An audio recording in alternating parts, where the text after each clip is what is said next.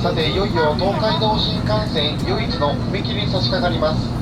新幹線に乗って踏切を通過する非常に貴重な体験です。放送は一切しませんので、踏切の音と新幹線を通過する異空間をお楽しみください。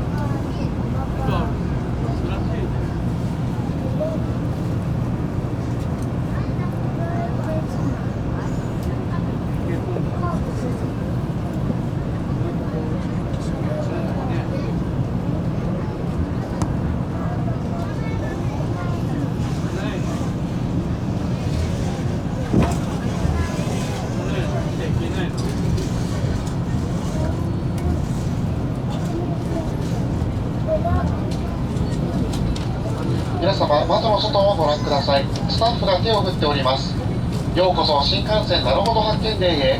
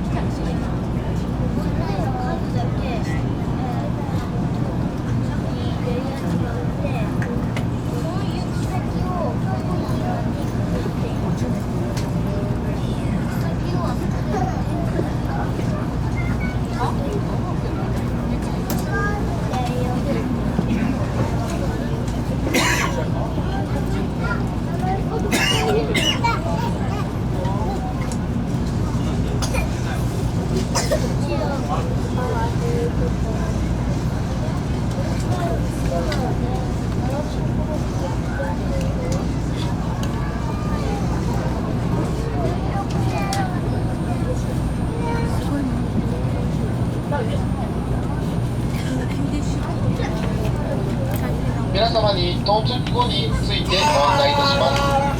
降車は各号車ごとに順番にご案内いたします。各号車に係員からの案内があるまでお荷物をまとめていただくなどお忘れ物がないようご準備をいただき、お席にてお待ちください。なお降車いただくのは普段のホームとは異なり、工場の車庫線内です。一部天井が低くなっている箇所がございますので、頭上には十分ご注意ください。また降車の際には列車とデッキの間が広く空いている箇所もございますので、お足元にご注意ください。小さなお子様を手をつないで降車いただきますようお願いいたします。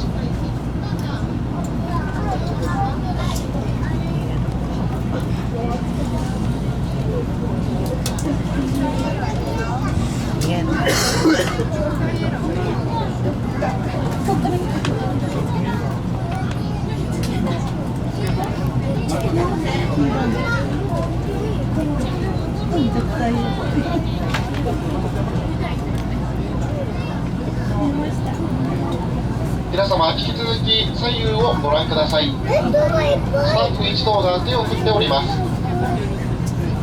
ようこそ新幹線なるほど発見デーへ。